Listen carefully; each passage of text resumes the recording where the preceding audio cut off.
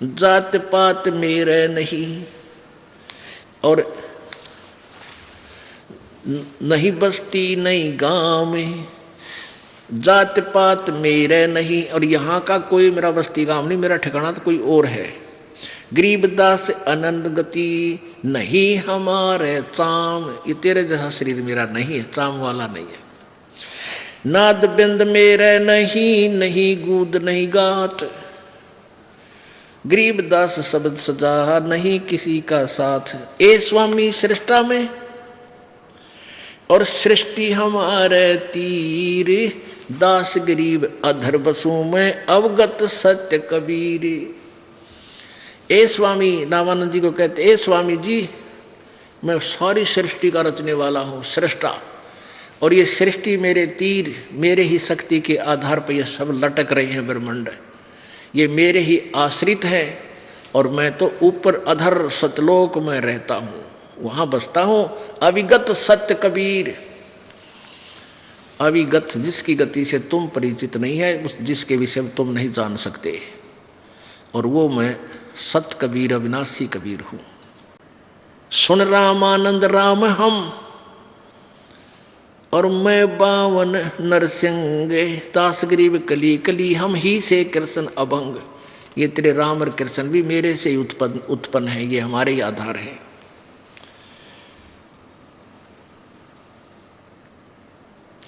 सुन स्वामी सतभाक हूँ झूठ ना हमारे रंच, कह कबीर हम रूप बिना और सकल परपंच।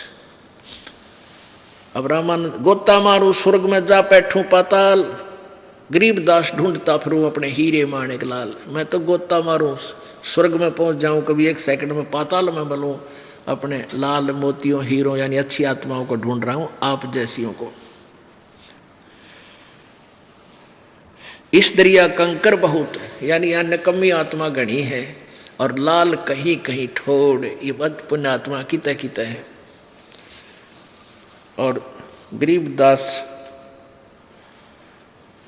माणिक चुगे हम मुरजीवा नाव, ना मैं जन्मूं ना मरूं, ना मैं आऊं जाऊं, गरीबदास सतगुरु भेद से लखो हमारी ठाव। कि मैं तुम्हारे की तरह जन्म मृत्यु के अंदर नहीं हूँ, आवागमन, मरा फिर पैदा हुआ फिर गया फिर आया, नहीं, ऐसे नहीं आता जाता मैं। और मेरी विशेषता किसी सतगुरु भेद से, तत्वदर्शी संत ही मेरे ठिकाने को बता सकेगा और नहीं जान सकता। तो इस प्रकार जब परमात्मा ने साथ ठोक का कहा था, रामानंद जी ने सोचा भाई ये तो बात कुछ ऊंची ऊंची बोल रहा है यार, इतना कॉन्फिडेंस से बात कर रहा है बालक। उस दिन रामानंद जी की कुछ पूजा रह रही थी, क्यों बख्ते उठा ले गया और रवि विवेकानंद कहने का, बच्चा तू बैठ जा, तेरे से लंबी वार्ता करूंगा, तू विश्राम कर, मैं पहले अपनी पूजा कर लेता हूँ। रामानंद जी क्या पूजा करते थे? मन में मानसिक पूजा करते थे कर्मकांड की। अब अपने जैसे अपने श्रद्धा बनाए रखने के लिए, जैसे विष्णु जी की मूर्ति सामने हो, ऐसे कर्मकांड करते हैं साकार में कि विष्णु जी की, ठाकुर जी की मूर्ति होती है, कोई पीतल की बनवा ले, कोई चांदी की, कोई पत्थर की, उसको नवाते हैं पूरे स्वच्छ जल से, स्नान कराते हैं। फिर उसके छोटे छोटे कपड़े हुआ करें, छोटे छोटे कपड़े, धोती न्यारी, कुर्ता न्यारा है, ऐसे फिर माला कंठी डाल देते हैं, माला गले में। वैष्णोपन, ये माला की सिलसिला वैष्णो पंथों का है, कबीर पंथियों का नहीं है। ये तो भ्रमित है, सभी ज्ञान किसी को है नहीं, परंपरा देखा कंठी बांध लाएंगे। तो विष्णु जी के गले में कंठी डाली जाती है और ऊपर मुकुट रखते हैं और तिलक लगाते हैं। उस दिन रामानंद जी ने मानसिक पूजा करा था, कोई मूर्ति नहीं थी। वो प्रतिदिन ऐसे अभ्यास हो रहा था जैसे कल्पना करी सामने मूर्ति आ गई, जैसे सपना देखा करें, स्वप्न में होता है ऐसे मूर्ति को जैसे अपने हाथों से नवाया, फिर स्वच्छ पहले वाले कपड़े उतार दिए, फिर नवा के और स्वच्छ कपड़े धोती बांधी, कुर्ता पढ़ा दिया छोटा सा, और फिर गले में उस दिन कंठी वो माला डालनी भूल गए तुलसी की, और तिलक ला दिया, ऊपर मुकुट रख दिया सिर पे, और वह माला रहेगी, माला ना डाली। अब जिस दिन पूजा करते हैं मुकुट रखने के बाद माला उतारी नहीं, मुकुट नहीं उतरे, मुकुट उतार दिया तो पूजा खंडित होगी। और जब कंठी यानी पूरा श्रृंगार ना हुआ और वह माला रहेगी तो भी पूजा अधूरी। अब रामानंद जी ने देखा तो चाला बहुत जुल्म हो गया भाई, अपराध लगेगा मुझको। आज पहली बार जीवन में मेरे से भूल पड़ी है कि मुकुट रख दिया और माला डालनी भूल गया। हे भगवान, आज मेरा कौन सा दोष आगे आ गया। अब ये सोचकर उसने सोची चल माला को मुकुट के अंदर से डाल दूं, गले में चली जाएगी, मुकुट उतारना नहीं पड़ेगा। अब जैसे माला डालने लगा वह मुकुट में अड़गी, आगे नहीं गई, मुकुट मोटा था, जैसे सोपन में आदमी दुखी हुआ करे ऐसे हो रहा था वो। और बहुत दुखी था कि आज के बड़ी भगवान मेरे से कौन सी गलती बन गई, क्योंकि वो तो उद्देश्य उसका भगवान की भक्ति था डेली और काम में नहीं था। वो तो बाल ब्रह्मचारी था, सब कुछ त्याग कौरों को समझा गए, और एक दिन की भी भक्ति ना बनी तो दुखी हो जाता था। परमात्मा बाहर खड़े थे, 5 वर्ष के बालक, और अंदर से कहने लगे स्वामी जी चिंतित ना हो, इस माला की इस कंठी की गुंडी खोल ले, गांठ खोल ले, और फिर गले में डाल के गांठ बांध दे, मुकुट उतारना ना पड़ेगा। ओए होए होए। अब रामानंद जी ने देखा ना कोई सामने मूर्ति ना कोई माला दिखती। अरे इस बालक ने मेरे मन की बात बता दी, इसी से प्रभावित हो गया और जान लिया तो भगवान आ गया। रे भगवान खड़ा है तो सचमुच ठीक कह गया था, मैं परमात्मा हूँ। ओ हो। अब किसकी गुंडी खोला था, कहाँ की गांठ लावा था, वो जिसके लिए तरफ रहा वो सामने खड़ा एकदम। उसने ना तेने देखा ही उस समाज के कहेगा, ब्राह्मण समाज तेने थूकेगा या तेरे से दूर हो जाएगा, तुझे जाति से डाल देगा। लोक लाज नहीं करी उस महापुरुष ने। इसको ब्राह्मण कहते हैं, वक्त पड़े सौदा करे, कोठे डारे ज्ञान, आग लगा दी से झूठे ज्ञान का, जब भगवान का सच्चा ज्ञान और भगवान सामने खड़ा है। और मीराबाई वाली बात है, जल कैमरो संसार, हमने भगवान चाहिए। इसको ब्राह्मण कहते हैं जो भगवान पहचान दे। ब्राह्मण सोई जो ब्रह्म पहचाने, जो भगवान को पहचान लेता, दैट इज ब्राह्मण। रामानंद जी ब्राह्मण थे। आडा पर्दा फेंक दिया, पर्दा भी झोपड़ी करा, कित का कित पड़ा, जाकर भाज कर जल्दी सी बाहर आए और आते उस 10 वर्ष के बालक को जो सीने से लगा लिया है, भगवान खड़ा होता है। अब उस दिन उन्होंने देखा, ये क्या कहेंगे लोग, एक तो छोटी जाति वाले एक से लिपटम लिपटा हो रहा, नहीं देखा भगवान दिखाई दिया उसे। अब परमात्मा तो वार्ता बढ़ाना चाहा था, वहीं खत्म नहीं करना चाहते। तो रामानंद जी क्या कहते हैं, मन की माला तुम लखी, मन की पूजा तुम लखी, ये मुकुट माल प्रवेश, और गरीब दास गति कौन लखे, तेरा के वर्ण के भेष। रामानंद जी बोले भगवान आपने मेरे मन की बात बता दी, आप तो परमात्मा हो। हे प्रभु तो आपको कैसे पहचाने हम दुर्बुद्धि जीव, किस वर्ण में आगे, तुम कौन वर्ण, यानी शूद्र वर्ण में। अरे एक बालक रूप में धोती बांधे खड़े आपको, क्योंकि ये तो भगवान मान रहे थे, शंख चक्र गदा लठ लाठ ले रहे हो, उन्हें भगवान माने, त्रिशूल ले रहे हो कद सीधे ठोक दें हैं। और वो बैठ खड़े काम सिंपल मैन सिंपल बॉय परमात्मा। तेने बोला रामानंद है परमात्मा आपने क्यों कर भगवान मानना है, कौन समझे आपको, आप किस रूप में खड़े, अरे जो लाया जाती मारे बता क्यों कर माना, यू आर गॉड है। परमात्मा बोले माफ मना लूँगा तेने, तू मेरी बात सुनता रहे। बोलो सतगुरुदेव। परम पिता परमात्मा पूर्ण ब्रह्म सारी सृष्टि के रचनहार कबीर देव कबीर साहब, अल्लाह अकबर अल्लाह कबीर, ये एक ही प्रभु है। इसी के भाषा भी नाम प्रत्येक सदग्रंथ में विद्यमान है।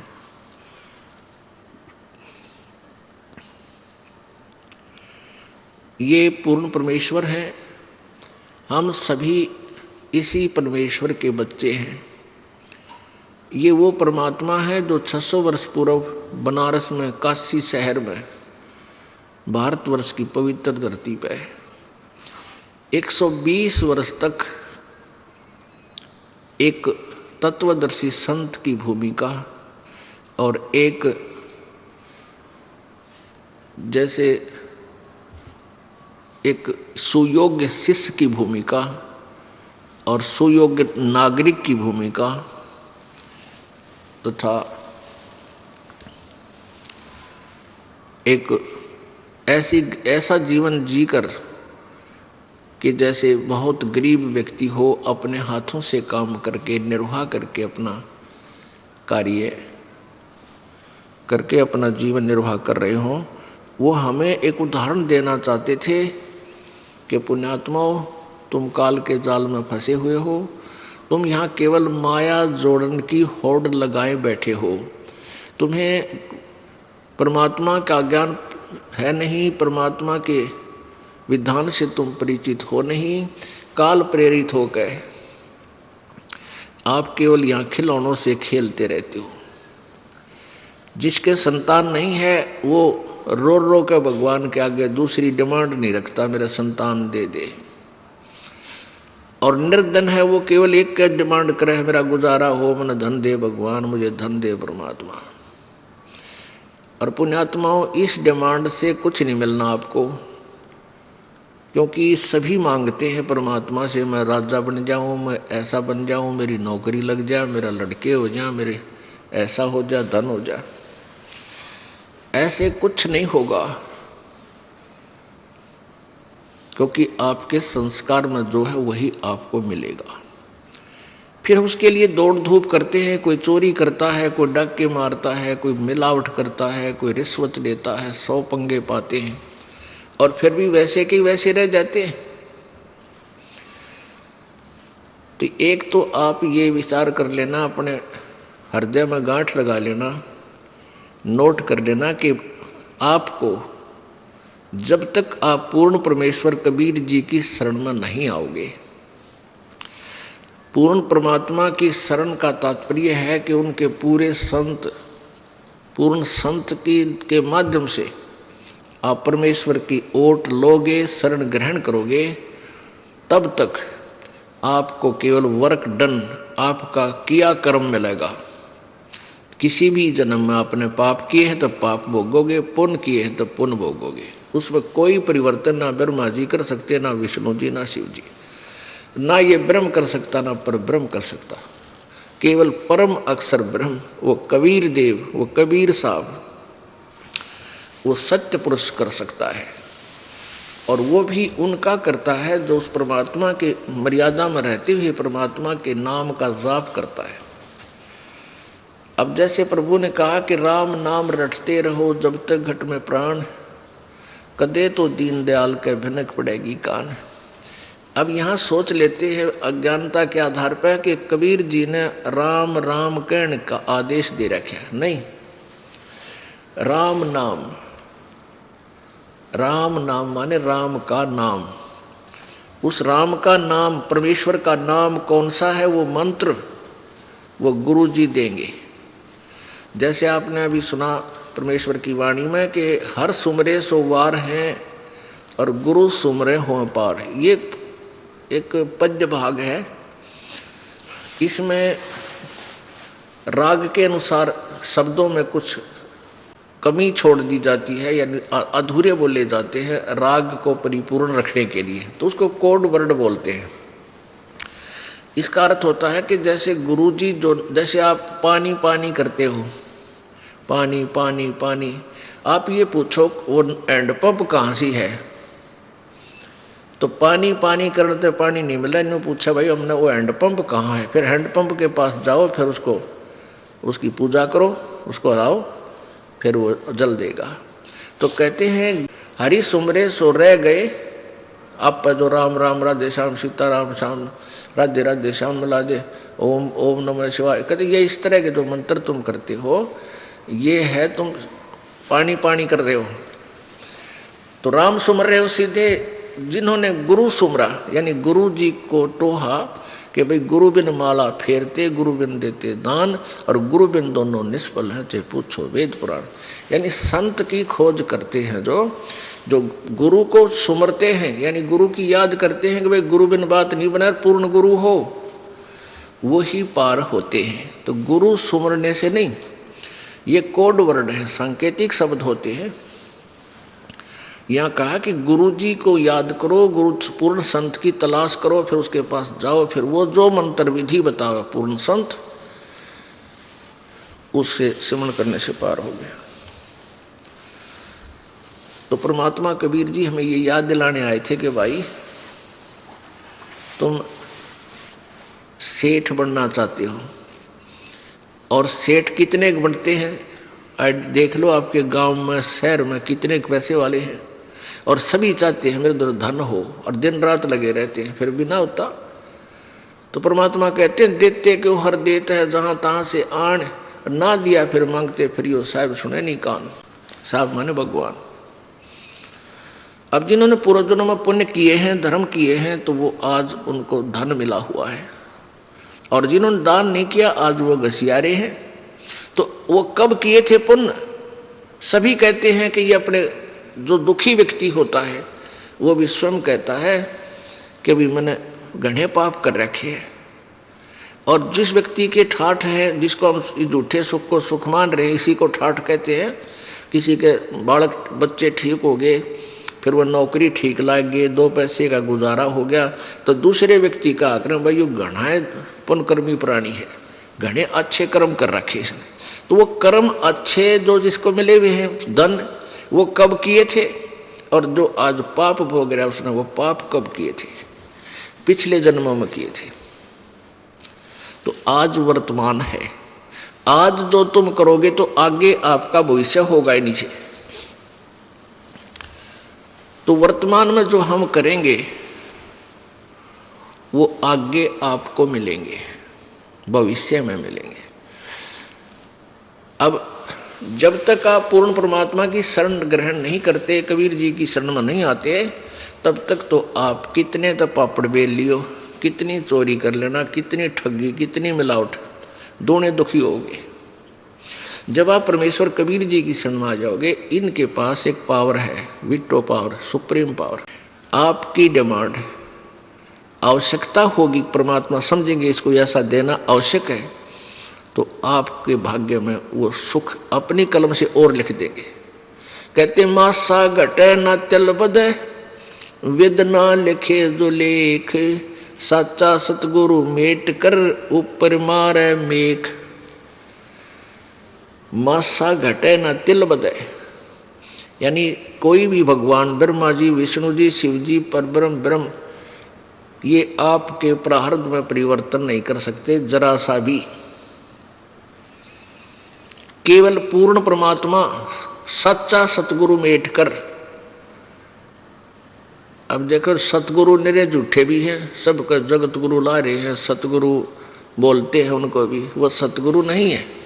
इसलिए सच्चा सतगुरु और कहना पड़े। वैसे तो सतगुरु का अर्थ ही सच्चा गुरु होता है, लेकिन इन काल के दूतों ने अपना बोलबाला घना कर लिया, ये गुरु भी नहीं है, इन्होंने नाम धर लिया सतगुरु भी। तो इसलिए कहा कि सच्चा सतगुरु मेट के, सच्चा सतगुरु ऊपर मारा मेघ, यानी आपके पाप कर्मों को भी पूर्ण परमात्मा कबीर जी नाश कर देंगे, खत्म कर देंगे। जैसे यजुर्वेद अध्याय नंबर 5 के श्लोक नंबर 32 में कहा है, कबीर अंगारी असी। अंगारी माने बंधनों का, अग माने अग माने पाप, अरि माने शत्रु। अंगारी, अंगारी माने पापों का शत्रु, और बम्बारी, बम्बर माने बंधन, अरि माने शत्रु, बम्बारी बंधनों का शत्रु, बंधनों से छुड़ाने वाला, बंदी छोड़ कबीर असी परचेता, रत धामा असी, सवर ज्योति रत धामा असी। वो स्वयं प्रकाशित सतलोक के अंदर रहता है, सतलोक वासी है, सतलोक का मालिक है, यजुर्वेद बता रहा है। वो परमात्मा कबीर जी है। तो पुण्यात्मा, जैसे आपको बताया जाता है, परमात्मा कहते हैं कि तुम यहाँ काल प्रेरणा से, काल के द्वारा भ्रमित सारा जीवन खिलौनों से खेल कर बिता देते हो। संतान नहीं है, अब संतान मांगते हो, हे भगवान मेरा संतान हो जाए, हे भगवान मेरा संतान हो जाए। पुण्यात्माओं, आप परमात्मा, हमारा जो उद्देश्य है कबीर जी का, हमारे भगवान का, और इस दास को जो ड्यूटी दी है, हमारा मूल उद्देश्य है इस हॉस्पिटल में, ये सतलोक आश्रम में आपके जन्म मरण के रोग काटने का ट्रीटमेंट होता है। इसके अतिरिक्त जब तक आपको कोई एक्स्ट्रा कोई परेशानी है तो वो एक्स्ट्रा कोई एक आधा इंजेक्शन ला दिए जाते हैं, ताकि वो जैसे किसी का बाह आ गया और कैंसर का इलाज हो रहा है, वो बा का इलाज भी थोड़ा बहुत करना पड़ता है, और मूल उद्देश्य तो हमारा उस जन्म मरण की कैंसर का इलाज करने का है। तो हम ये चाहते हैं कि आपने शरण ली है तो उद्देश्य ये रखो कि हमारा जन्म मृत्यु छूटे। मान लीजिए परमात्मा कहते हैं तुम एक बालक मांगते रहते हो, बच्चा ही मांगते हो जिसका संतान नहीं है, और आपको परमात्मा उचित समझेगा तो संतान देगा, और नहीं तो संतान आपको नहीं देगा। क्यों नहीं देगा? क्योंकि उनका उद्देश्य है आपका इस काल के जाल से पीछा छुटवाऊं। अब जैसे क्या कहते हैं, परमात्मा कहते हैं के मांगू कुछ ठर ना रहा, देखत नैन चला जग जाई। अब के मांगोगे, एक बालक मांग भी लिया, बच्चा दे दिया, शादी होगी हैं, और शादी होने पाछे वो लाग गया डाके मारन, चोरी करन, आप भी जेल में, तुम पाछा पाछा काख में थैला डाल के वकील के पास अंडे जियो सारी उम्र फिर। तो कहने परमात्मा ये चाहता है कि तुम यहाँ से निकल लो और अपना पीछा छुटवा लो। उनका मूल उद्देश्य ये, तो जिसने ये भक्ति करनी है मूल उद्देश्य को समझो। फिर भी आपको यहाँ जो आवश्यक वस्तु है आपके लिए मालिक जरूर देगा। इस काल के जाल को समझाते हुए परमात्मा क्या बताना चाहते हैं कि मान लीजिए यहाँ कोई पुण्यात्मा आ गया, आते तो पुण्यात्मा ही है यहाँ पर, फिर उसके बालक की कसक रह गई और बालक मालिक ने ना दिया, क्योंकि परमात्मा नहीं चाहते शुगर के मरीज को चीनी दे दे, डॉक्टर नहीं दे सकता, चाहे वो रो चाहे राजी रो। और मान लीजिए उसने शरीर यहाँ से नाम त्याग दिया और बालक प्राप्ति के लिए कि तो और धक्के खानता अंडे गए हुए पति पत्नी, और बालक उसके भाग में है नहीं, होए नहीं।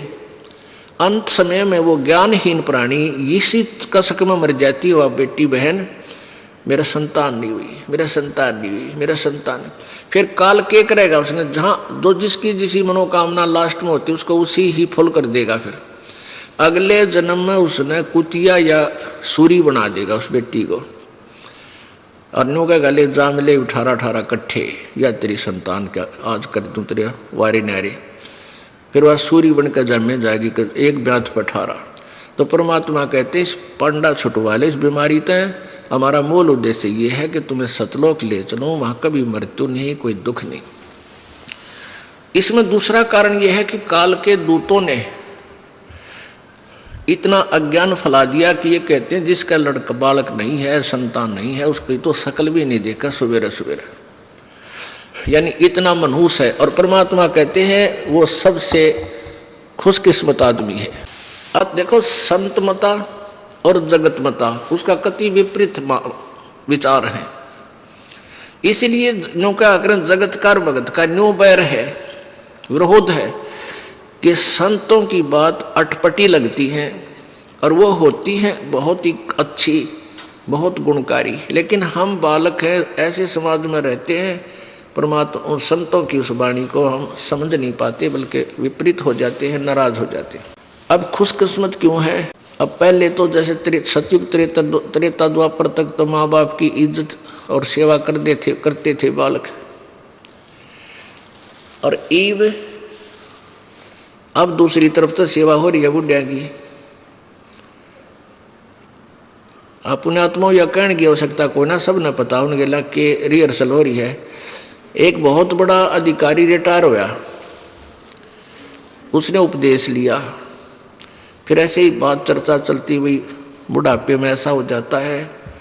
अब परमात्मा की वाणी है कि मतलब के बिना भाई कोई नहीं प्यारा, कि देखो तुम नो सोचते हो यो मेरा प्यारा है, मुझे बहुत लाड करे है। कहते हैं जब तक बैल चले हड़िए में, जब तक बैल चले हड़िए में तब तक डालें चारा, और वृद्ध होया जब नाथ काट दी वो घर घर लाठे खा रहा। अब वो बैल जब तक काम करने जोगा था तब तक उसकी खूब सेवा होती थी, उसको चारा मिलता था। जब वो वृद्ध हो गया उसके लागे अस्थि पंजर दिखण, पैर आपस में टकरा कर चालन लगा, तब उसको काट कर उसका रस्सा और बार मार दिया लठ, घर घर धक्के खा रहा है। तो इतना स्वार्थ से हम उनको प्यार करते हैं। पहले नहीं कहते मेरा बैल मेरा बैल, जब तक बैल चले हलिये में तब तक डाले चारा, वृद्ध होया जब नाथ काट दी घर घर लाठे खारा मतलब के बिना कोई नहीं प्यारा, मतलब के बिना कोई नहीं प्यारा। फिर क्या बताते हैं, बिरध होवे जब पड़े खाट में सुने वचन खारे, बिरध होवे जब पड़े खाट में सुने वचन खारे, कुत्ते तावण का भी सुख को न ये छाती फूकण हारे। अब बुढ़े बड़द हो जाते हैं बेचारे, ना उठने जोगे ना बैठने जोगे, ना अख्यात खास दिखे, और पुत्र वधू कह के जावेगी उसने अपनी सास ने देखती रही है कि देख कुत्ते बढ़ जाए भीतरे घर में। अब बुढ़िया बेचारी ना ही सा दिखे खास की, तो काम भी लाग जाए, को बालक रोन लग जाए, उन्हें खिला रही है, को कुत्ता बढ़ के दूध खिंडा गया, दूध को खराब कर दिया कुत्ते ने। उसकी पुत्र वधू आई बाहर से, आते उसने देखा सारे आंगन में रसोई में दूध ही दूध है। तो बुढ़िया तई सुनाए श्लोक, अगर थारा तुम्हारा तो कुत्ते तावण का भी सुख को ना, क्यों छाती फूकती है मेरी बैठी बैठी यहाँ पर। तो परमात्मा कहते हैं बूढ़ा हुआ जब पड़े खाट में सुने वचन खारे, और कुत्ते तावण का भी सुख को ना, तुम छाती फूकण आ रहे। तो पुण्यात्माओं, भाव ये है कि परमात्मा संतान देता है, बहुत अच्छी बात है। उस अपनी परमात्मा की दी हुई गिफ्ट को परमेश्वर के चरणों में समर्पित कर दे। उन बच्चों का परमात्मा के ही बालक जानकर, अब आप उनका नौकर जानकर, क्योंकि हम उस मालिक के नौकर हैं और उस मालिक ने हमें बच्चे दे दिए, उनकी सेवा करें खूब परमात्मा के बालक जान के। जैसे एक नौकर या नौकरानी किसी सेठ साहूकार के यहाँ नौकरी करती है, उसको बालकों की ड्यूटी लगा दी जाती है बच्चों की, कि इनको तू संभाल, नवा धोवा, इनको खाना बना खिला, और स्कूल में इसके विद्यालय के में छोड़कर लेके आ। तो वो फिर अपनी इस डर से नौकरी करती है, कहीं इन बच्चों की सेवा में कोई कमी आ जाए और मालिक दुखी हो जाए। उसने पैसे दे रखे हैं, बच्चों का भी खर्चा दे रखा है और उसकी तनख्वाह भी देता है।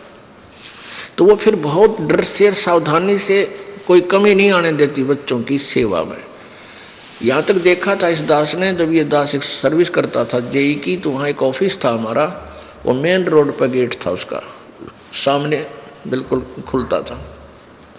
वहाँ से तीसरा चौथा मकान था एक अच्छे बड़े सेठ का, कंपनी मालिक का, और उसकी लड़की 8-9 वर्ष की होगी, और उसका विद्यालय था ज़्यादा से ज़्यादा 2000 फुट की दूरी पर। तो उसकी एक नौकरानी रखी हुई थी, वह नौकरानी उसको सुबह छोड़ जाती, पैदल ही जाया करती, थोड़ी ही दूरी पर था। वहाँ गाड़ी गुड़ी कार वगैरह उसने नहीं लगाई थी, जानबूझ के बालक से थोड़ी दूर चला जाएगा आ जाएगा। और वो शाम में जब उसकी छुट्टी होती थी, वह नौकरानी लेकर आती थी सारी ड्रेस ड्रूस स्कूल की बना के। तो गर्मियों के दिनों में एक छोटा सा छाता होता था, आप तो वह धूप में चलती और उस मालिक की लड़की के ऊपर ऐसे छतरी करके छाया करके लाती थी। तो इस तरह फिर जब उसने नौकरी से निकाल दिया उस नौकरानी को, नौकर उस सेठ ने, उसके बाद वह नौकरानी ने उन बच्चों के प्रति कोई ममता नहीं, क्योंकि उसको पता था तेरे नहीं, ये मालिक के हैं। और जब वो वहाँ से चलने लगी, निकाल दिया तो निकाल दिया, फिर उन बालकों में कोई मोह नहीं, क्योंकि उसका था को नहीं पता था उसको। तो ऐसे ही आप इस भावना से आपको संतान मिली है, उनकी पूजा करो, सेवा करो, उनका ऐसे मालिक के बच्चे जाने के भाई, उनकी आपकी तरफ से कोई त्रुटि ना रहे। और जब यहाँ से चलोगे तो आपकी ममता इनमें नहीं रहनी चाहिए, नहीं रहेगी इस ज्ञान आधार से कि ये मेरे नहीं थे, ये मालिक के बच्चे थे, मेरे को तो इनकी सेवा की ड्यूटी दे रखी थी और वह पूरी होगी। अब नौकरी से निकाल दिया तो चलो अपने चलते हैं, ये हमारे थे ही नहीं। तो ये भावना आप में कुछ दिनों में परमानेंटली आ जाएगी, और जब तक यह नहीं आओगी इतना तुम सतलोक नहीं जा सकते। और फिर मान लिया आपकी आस्था अंत समय में कोई बालक पोता पोती में रहेगी, तो फिर यही जन्म हो जाएगा। एक दिन एक भक्ता ने खीर बनाई, घरवाला ने खीर बना के रख दी, और उसमें एक कोई छपकली वगैरह या कोई सांप उसमें गिर गया, और गिरते ही मर गया। वो ढकना रखी थी, सीढ़ी हो जा टोकनी उसमें पात्र पतीले में। और एक कुतिया बैठी थी, उस कुतिया की नजर पड़ गई। उस कुतिया ने वो खीर का पतीला सारा उछल दिया, यानी नीचे गिर दी ठाक है। उधर से घरवाला ने देखा कि कुतिया ने नाश कर दिया, सारी खीर खिंडा दी, लेकर लट उस कुतिया का 2 ठोके वह गई ट्या ट्या करती, टांग और ठारी टूट गई टांग उसकी बेचारी की। अब फिर उन्हें खीर संभाली, खीर देखियो, खीर में पाइस वो छपकली मरी हुई। तरह गजब हो या कुतिया तय हमारे कुटुंबे के सारे परिवार की जान बचाएगी। इसमें तो सर्प मर रहा था, छोटा सा सर्प था, दो से भी कोई जहरीली जानवर था। ओहो, फिर उस कुतिया ने ले आए, उस कुतिया के ऊपर रहम हुआ उनको। फिर ऐसे ही कोई ज्योतिषी आ गया उनके घर पे, तो वो बोले हमारी दादी मरी थी, वह के बन गई? बोले थारा वरना कुतिया बैठी या बन गई, या तुमने टांग तोड़ रखी इसकी। तो ऐसे है, जहां आशा था बासा होई, मन कर्म वचन सुमरियो सोई। तो पुण्यात्मा, आपको परमात्मा अगर उचित समझेगा तो अवश्य संतान देगा, और ऐसी प्यारी संतान देगा कि वो आपको दुखी नहीं करेगी। और इसी संतान ने के फूका फिर रोज सिर फोड़े, लठ मारे, बूंडा बोले। इस दास का संपर्क है, बहुत से दुखी परिवार मेरे दास के पास आते हैं, वो अपनी कथा सुनाते हैं, फिर बाद में मुझे छक्कर रोना आता है। हे परमात्मा, आज तेरी शरणा होती तो या दुर्गति मेरी मारी भी होती जो आज नादाना की हो रही है। बालक पीटे हैं, धमकावे हैं, और फिर भी उनकी ममता छूटती नहीं, उन्हें हो जा मेरा बेटे के मेरी। तो ये तो अच्छी बात है, लेकिन उनको लाइन पे लाओ। भगवान की दिख शिक्षा उन्हें मिली नहीं, अच्छा ज्ञान मिला नहीं, रहम उनमें आ नहीं सकता। भगवान की भक्ति से दया उत्पन्न होती है, अंदर से वो पाप खुरापात खुरचे जाते हैं मालिक के भजन से, दान से। दया धर्म का मूल है, पाप मूल अभिमान, और तुलसी दया ना छोड़ियो जब लगट में प्राण। तो ऐसे परिवर्तन होगा तब तुम सुखी होगे। फिर भी परमात्मा अगर कोई लगा है, अर्ज करता है, धीरे धीरे उस परिवार को भी शरण में ले लेगा, पर दृढ़ता से लगा रहे। छोटी मोटी ठू ठा तो चलती ही रहती है। तो ऐसे हम परमात्मा यही बताना चाहते हैं कि मालिक एक, अब जैसे कहते हैं, कहावत है, कथा सुना करते हैं बालक में, बचपन में, एक बहन का बालक ना थे, और ये समाज इतना काल के दूतों द्वारा इतना भ्रमित कर दिया कि जिसका संतान नहीं उसका जीवन व्यर्थ है, न्यों मान रखे। और संत न्यों कहते हैं, उस जैसा सुखी पृथ्वी पर नहीं, जब वो नाम ले रहा होता है, बिना नाम आड़ा तो वो भी दुखी है, वो भी व्यर्थ है उसका जीवन। यदि सच्चे पूर्ण संत से उसके पास उपदेश है, उसके साथ सुखी पृथ्वी पर नहीं। अपनों के हैं बुढ़ापे में कोई सेवा करनी आ चाहिए, अरे परमात्मा की भक्ति करते रहे, इसी बीमारी ना हो तो सेवा की जरूरत पड़े तो चलते चलते हाथ में तेरा शरीर छूट जाए। तो उन सेवादारों की भी डिमांड क्यों रखे बेमतलब? कौन तेरी सेवा करेगा इसे बूढ़े कलयुग में? और मान लीजिए किसी के बेटा बेटी पुत्र वधु भागवान आ गई, पिछले संस्कार में कोई दया भाव है उनमें, और आप कहोगी कैंसर, वो आपको नवा दवा सकते हैं, दवाई दिवा सकते हैं, समय पर आपका आहार चाह पानी दे सकते हैं, पर वह चीज़ कैंसर की तो तन्ने भोगनी पड़ेगी।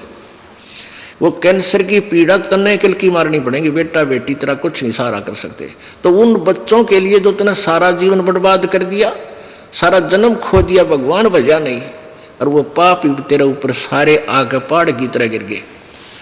अब वो अच्छे बच्चे भी हैं, बताओ के सेवा करेंगे? तेरी अच्छी आत्मा होंगी, बैठ कर रो लेंगे अपने पिता के पास, माँ के पास, कि हमारे माता पिता बहुत दुखी, कैंसर होगी इनके।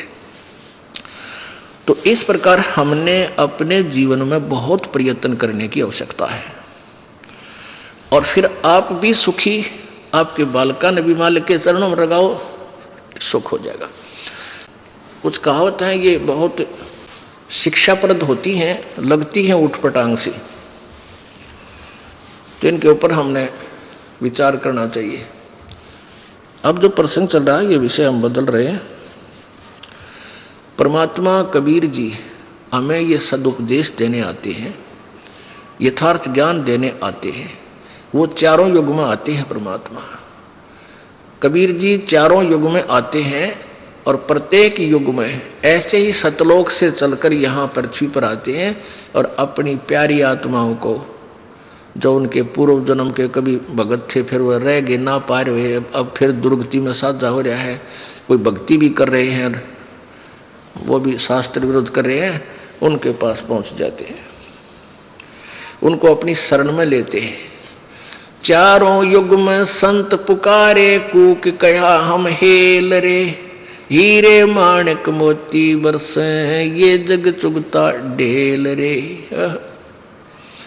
परमात्मा कहते हैं कि कबीर परमेश्वर जी कह रहे हैं कि चारों युग में मेरे संत भी आवाज लगा लगा कर कहते हैं, और मैं भी आता हूँ, मैं भी आवाज लगाता हूँ। हेल माने हेला देकर, रुक के मार मार के आवाज लगाकर, तेज आवाज से गरज गरज के बोलते हैं, पर हमारी बात ये लोग सुनते नहीं, इन नकली संतों की बातों को यकीन कर लेते हैं। हमारा ज्ञान किने ना सुनिया, पर भी लेन जात है दुनिया। हमारा ज्ञान कोई सुनता को नहीं, वो पर भी लेन जा, थोड़ा गंगा में नहान, जोड़ में किधर तालाब में कहे वहाँ पर भी लगेगी, और तरह के जो वही हो। कहते हम जो तत्व ज्ञान बता रहे हैं इसको कोई नहीं सुनता, और पर भी लेने दुनिया जा रेला पर लटक लटक कर, ट्रेनों के ऊपर नीचे लद के, वो तरह के जो वो केवल काल प्रेरणा से धक्के दोनों खा रहे हैं, उनके पास यथार्थ ज्ञान न होने से अपना जीवन व्यर्थ कर रहे हैं। अब परमात्मा हमें चारों युगों में आते हैं और कहते हैं कि तुम जो साधना कर रहे हो ये गलत है, और जो हम बता रहे हैं ये साधना कीजिए। तो हमने उनकी बातों पर यकीन नहीं किया। क्यों नहीं किया? क्योंकि हम अशिक्षित थे और हम ये निर्णय नहीं कर सके कि परमेश्वर जो बात कह रहे हैं ये सही है, ये मंत्र भी सही है, इनका ज्ञान भी श्रेष्ठ है। इसलिए हमने परमात्मा की इन वाणी पर विशेष ध्यान नहीं दिया, और अब हम शिक्षित हैं, अब हम सदग्रंथों से मेल कर लिया हमने कि परमेश्वर जो ज्ञान बता गए कबीर जी, वो हमारे सब सदग्रंथों से मेल खाता है। और गीता जी अध्याय नंबर 16 के श्लोक नंबर 23 में कहा कि अर्जुन शास्त्र विधि को त्याग कर जो मनमाना आचरण करते हैं, अपनी मर्जी से साधना करते हैं, जो शास्त्र के विरुद्ध है, उनको न तो कोई सिद्धि होती है, ना कोई सुख होता है, ना उनकी कोई गति हो। इसलिए यूजलेस, यानी कोई लाभ नहीं, व्यर्थ। फिर 24 में श्लोक में कहा है 16 में अध्याय के ही, इससे तेरे लिए अर्जुन कर्तव्य और अकर्तव्य की व्यवस्था में, यानी कौन सी भक्ति करने योग्य है और कौन सी नहीं है, उसके लिए शास्त्र ही प्रमाण है, नथिंग एल्स। किसी और की दंत कथा मत मानना, शास्त्रों में लिखा है और वही संत बताता है तो सही है, नहीं तो वो संत नकली है। हमारे सदग्रंथ क्या बताते हैं, वो परमात्मा किस किस को मिले आके। इस कलयुग का इतिहास आपको बताते हैं। आदरणीय धर्मदास साहिब जी को, जो उन्हीं के समकालीन थे जब परमेश्वर आए हुए थे, सन 1398 से सन 1518 तक 120 वर्ष इस धरातल पर रहे। एक मनुष्य जैसा जीवन लीला उन्होंने की। आदरणीय धर्मदास साहिब जी को मिले, उनको वही नाम और ज्ञान बताया जो आज सब सदग्रंथों के अंदर विद्यमान पाया। आदरणीय मुल्कदास साहिब जी को, आदरणीय दादू साहिब जी को, आदरणीय नानक साहिब जी को, जो सिख धर्म के प्रवर्तक हैं, आदरणीय गरीबदास साहिब जी को, जो गांव छुडानी, जिला झज्जर, हरियाणा प्रांत में जिस उपलक्ष्य में ये समागम चल रहा है, वो इसी उपलक्ष्य में है कि उनको परमात्मा कबीर जी सतलोक जाने के उपरांत फिर पुनः यहाँ अपनी प्यारी आत्माओं को बताने के लिए, ज्ञान समझाने के लिए गरीबदास जी को मिले सन 1727 में, यानी फाल्गुन सुदी द्वादशी, यानी फागुन उतरते की द्वादश, जो आज वो जो दिन है ये द्वादशी का, इस दिन परमेश्वर आकर के सतलोक से चलकर कबीर जी वहाँ छुडानी गांव में खेतों में, जब गरीबदास जी 10 वर्षीय बालक अपने ही खेतों में अन्य साथी पालियों के साथ, ग्वालों के साथ गायें चरा रहे थे, वहाँ मिले आके। पुण्यात्मा, आज का वो शुभ दिन है कि परमात्मा इस हरियाणा यानी भारतवर्ष की पृथ्वी पर अवतरित हुए पुनः। पहले तो भारत की ही पृथ्वी पर थे, जैसे बनारस के अंदर काशी में, फिर वहाँ से अपनी लीला करके अपने जो भगवान क्रिया करता है, भगवान जो सुख देता है, परमात्मा जो के गुण होते हैं वो सारे करके चले गए, वो होते ही हैं। अब जो उस परमात्मा में गुण है वो ऑटोमेटिक ही होंगे। जैसे चीनी, मीठे का गुण है चीनी का, जीभ के लगते मीठी लगेगी, किसी समय चाख लियो, कहीं रखी हो चाहे वह। तो ऐसे ही वो परमात्मा अपनी महिमा, अपनी शक्ति वहाँ दिखाकर चले गए। मुर्दों तक को जीवित किया, कोढ़ियों तक ठीक किया, निसंतानों को संतान दी जिनको आवश्यक समझते थे। अन्यथा परमात्मा ने स्वयं भी, जैसे नीरू और नीमानी संतान थे, उनको भी दे सकते थे संतान, लेकिन नहीं, उनका कल्याण करना था इसलिए संतान नहीं दी। स्वयं आगे बालक बन के उनके, क्योंकि इंजेक्शन, ये काल के दूत इंजेक्शन ऐसा लादे हैं कि वो दुखी हो जाता है जिसका संतान नहीं। एक आवेगी नो कह गया ये बहू का बालक होया, और सासू जो कहना कुछ ना, इसका कुछ ना हो, या तो हमारे छोरे का नाश करेगी। ये बुआ बेचारी दुखी हो जा सुन के इस तरह के ये तीर इंजेक्शन लगते हैं। फिर वह किसी ना किसी तरह कोई भी 100 जुगाड़ जोड़ते, उसको कितना कुछ बता दे, बेचारी ने सोचे मेरा संतान हो जा। ये रोज के ताने लगे हैं, इन तो पांडा छूटे। अब जैसे ये ज्ञान आपको हो जागा, फिर ये संसार में हमारे प्यारी आत्मा, बच्चे बेटे जो यहाँ से जाते हैं, रहते उसी समाज में न्यूकणी है। फिर कुछ दिन पीछे आ जाएगी कोई रिश्तेदार, वह भी पूछेगी कि बालक होया बहू का, वह फिर सासू ने तो वह श्लोक फिर बोलने, तो एक भूल सी पड़े दूसरा ला जाए, फिर भूल सी पड़े तीसरा और आ जाएगा, यानी उस बेचारी को जीण नहीं दे। तो पुण्यात्मा उस सत्संग सुनने से फिर आप उस, आपके ऊपर उनके इंजेक्शन का असर को नहीं हो। परमात्मा चाहेगा तो अवश्य देगा, और आपका फांसी माले गलवावा, निर्तम न गलवानी की तो और जाओ गलवा लो अपनी, तो और को लो छोरे जिंदा वहां से ले लो।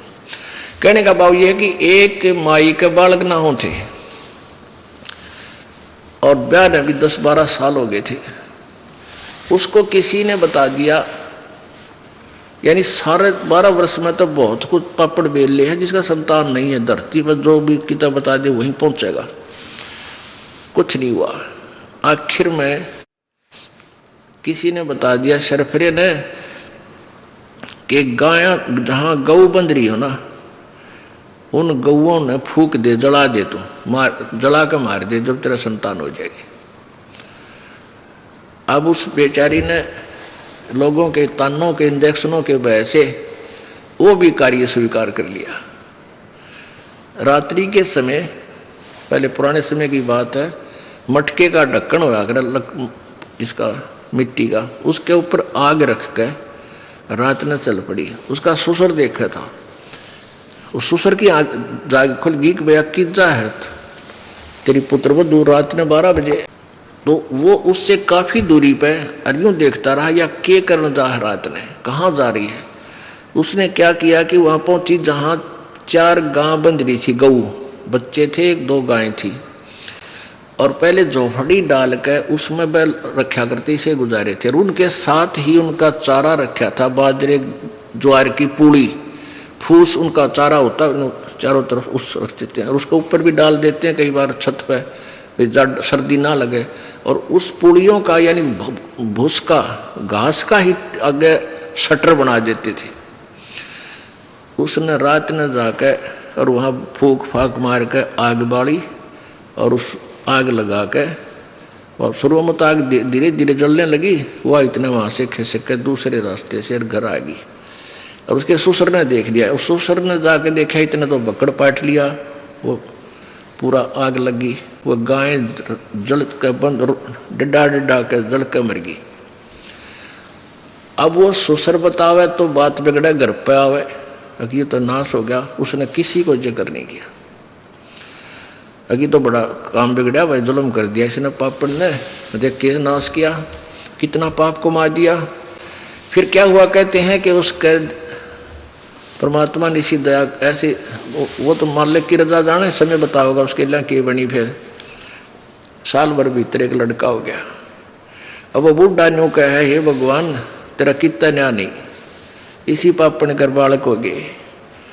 वो खुद मन मन में सोचता है, अगर भगवान का न्याय कति नहीं, कोई न्याय नहीं। फिर दूसरा हो गया, फिर तीसरा, 4 लड़के हो गए उसके। और वो बूढ़ा न्यू कहा, कहीं बैठे उठा न्यू कहा भगवान का न्याय कति नहीं। और कोई पूछा के बात होगी ताऊ, अगना बस वैसे को उसका ठेस लाग रही, किसी हत्या कर रखी इस पापड़ ने, रच कर छोरे दे दिए, हो गए लड़के हो गए। ठीक है, क्या हुआ, कहते हैं जब वो पहले 12-13 साल की आयु में शादी कर दिया करते, फिर वो चारों की शादी भी होगी टर्न वाइज धीरे धीरे। बुढ़ा ने कहा भाई भगवान का कितना न्याय नहीं भाई, कति न्याय नहीं भाई, इसी पापड़ इनका दूजड़ना चाहिए था, ये बच गए। अब फिर क्या होता है, कहते हैं फिर जब उनका ब्याह हो लिया तो 4 साल में वो चारों मर गए। वो 4 विधवा औरतें वहां बैठी और टक्कर मारे। तो वो बुढ़ा कहे भाई भगवान का न्याय है पर धीरे धीरे है, न्याय है भाई भगवान का पर स्पीड स्लो है इसकी। तो इतना इंतजार भी करना पड़ता है कि मालिक का तराजू एररलेस नहीं है। तो कहने का भाव यह है कि इस पंगे में क्यों पा दे भाई, इसे दुख में मोल ले। अब परमात्मा की रजा में राजी रहना चाहिए इंसान ने। फिर देखियो, कोट जन्म तन भरमत हो गे, कुछ ना हाथ लग्या रे, कुकर सुकर खरबया बोरे तू कौआ हंस बुगारे। पुण्यात्माओं, परमात्मा की भक्ति में जितना आपको आनंद आओगा, या किसी भी वस्तु में किसी भी चीज में, या तो आपको सुख नहीं हो सकता। आज खुशी हुई है, कल ना जाने के बिजली गिर जा, इतना कहर टूट जा आदमी पे, पूछो मत। तो परमात्मा कहते हैं झूठे सुख ने सुख है तू मान रहा मनमोद, ये सकल चबीना काल का कुछ मुख में कुछ बोध।